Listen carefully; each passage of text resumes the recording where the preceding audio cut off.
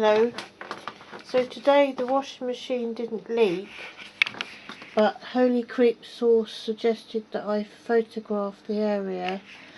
Where it leaked yesterday, there was a puddle about the size of my hand, just here, and it wasn't wet further back, so it was just here.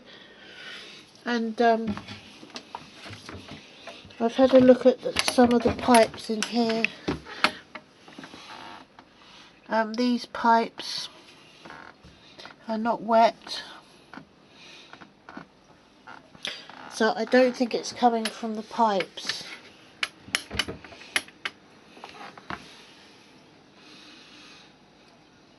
Thanks for listening.